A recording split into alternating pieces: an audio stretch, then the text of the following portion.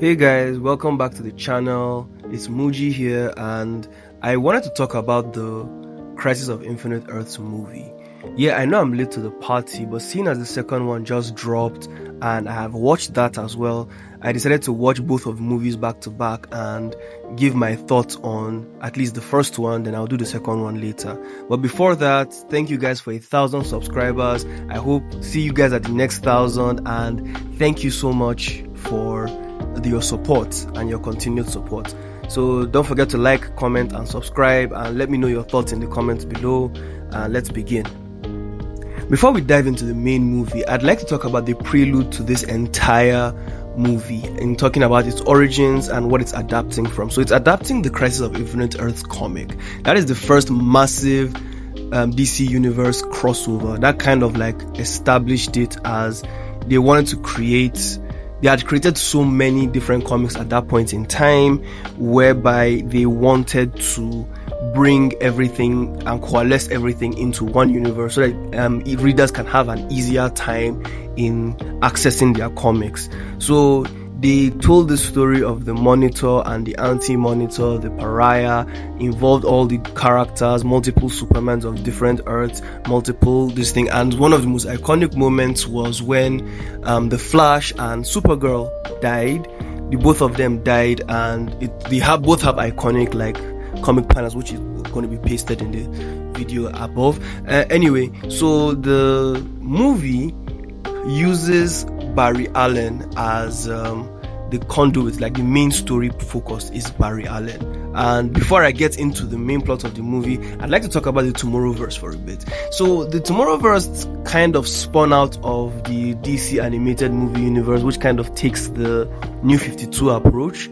And this is kind of weird, but it's kind of funny. But you have like the New 52 happening before, the New Earth storylines, and it's kind of funny. But anyway, the New 52, it's spun out with Justice League Dark War, and you have Flash going back to create another Flashpoint, creating the Tomorrowverse. Now, the Tomorrowverse, I have been very, very vocal about my indifference towards the Tomorrowverse. I don't hate the Tomorrowverse, I just don't care about the Tomorrowverse. I've watched a couple of the films. Man of Tomorrow had a lot of potential, but it kind of flopped on the bag. Justice League World War II was a very weird film to me. It started out about World War II, then all of a sudden Aquaman is a Nazi, and it's just so it got very convoluted very quickly, and it became less about the characters and became more about this, we're fighting Nazis now. I didn't watch the Legion of Superheroes movie. I should get around to watching it. I will talk about it at some point in time. But I watched the Green Lantern movie. I think that's objectively the worst one. No, that's not the worst one. Warworld is, but Green Lantern is a very, very close second. It barely makes me care about Jon Stewart as a character. And me personally, if you've watched our Green Lantern Sucks video, you would know that and understand that I personally do not like Jon Stewart. Anyway, back to it. So we go into Warworld. The Warworld movie was objectively the worst one of the bunch. It's titled a Justice League movie, but it's barely even that. It's not even a Justice League movie. It's a Trinity movie of Batman, Superman, and Wonder Woman, where you had like this disjointed anthology of films that kind of moving together, and there's a lot of changes from the comics and the status quo, and they have so many bizarre changes that it's a very weird film, and it's very, very disjointed.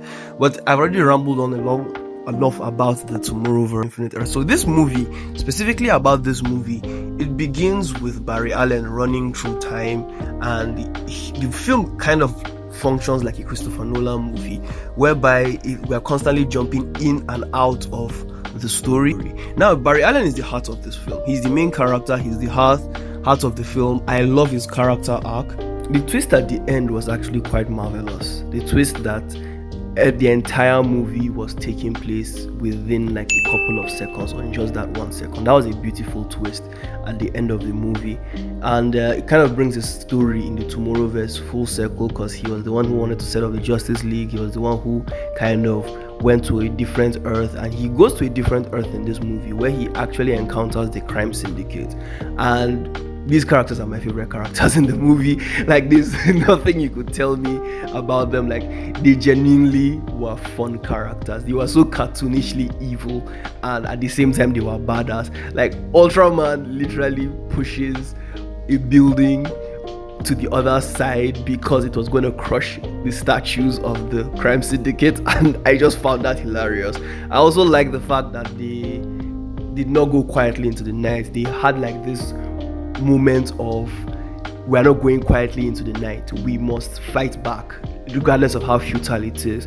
I liked it. They were very likable characters, and this was a movie where they kind of just inserted the Justice League into this. Like, the formation of the Justice League was just inserted into this, and the funny part is that I actually liked these bits of the movie, but it didn't feel like it belonged here. It felt like it needed to be its own movie. It would have actually been great if they had a solo movie where we see the formation of the Justice League and you establish Amazo as the villain of that movie.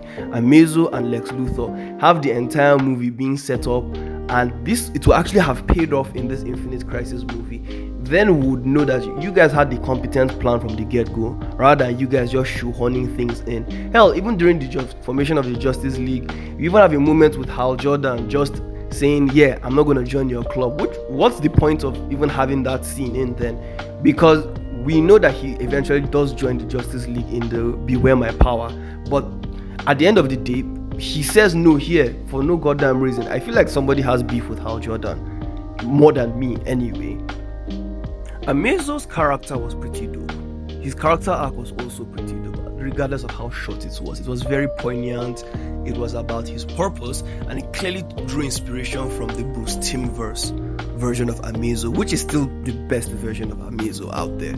I always like that they treated him more like a character than a plot device. I'm looking at you, young Josh. And his purpose in the film was actually pretty poignant. Like the ending where he fulfills his primary directive, which is to protect and help people. Constantine being the pariah of this universe was kind of good. I liked it.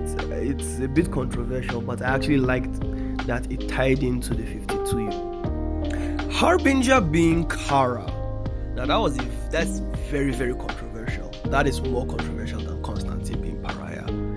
Though it answers that question a lot better in the sequel of this film than in this film. So I will reserve my judgment for that in that film. But she assembles heroes from across the new multiverse, including obscure folks like the Amazing Man. That was so weird seeing the Amazing Man. But as usual, DC will introduce, oh hey, we remember this obscure character, but that's just about the time of screen time that you will get for them, and they're not really going to contribute too much into the plot.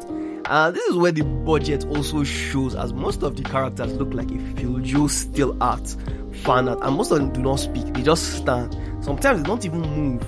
They just stand in the same singular pose, and it's just so fucking hilarious.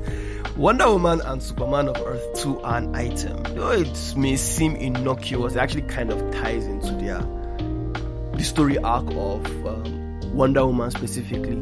And the main thing is that she doesn't really have a story arc in this Tomorrowverse. She's just there, and they just kind of ham-faced this story about, oh, immortality is a curse and everybody dies around her in this movie. And I'm like, this is the end of your universe. You waited till now to give Wonder Woman a character arc, really? Dr. Light, whoever cast Dr. Light voice actress, deserves to be fired, because I don't know how a Japanese chick will sound like a chola. She sounds Mexican. I don't know why. She's annoying and grating, but in a kind of a good way, but her voice acting even makes her present worse than she actually is. I actually liked the character. I wanted to, but at the end of the day, she was just sounding off to me. At the end of the film, so we'll get to the twist ending. Barry freezes time at the last second, and it is one of the best twists I have seen that the entire movie was just in 1 second. And he spent his entire life with Iris, and it was actually beautiful. The romance was good, the dialogue was great. Matt Bomer gives his all in this performance, and I will give credit where credit is due.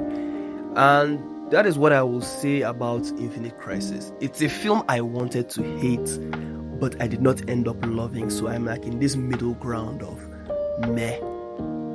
I think that's the best way I can put it. Anyway, thanks you guys for listening to me rant about a film that's over a year old. Don't forget to like, comment, and subscribe. And yes.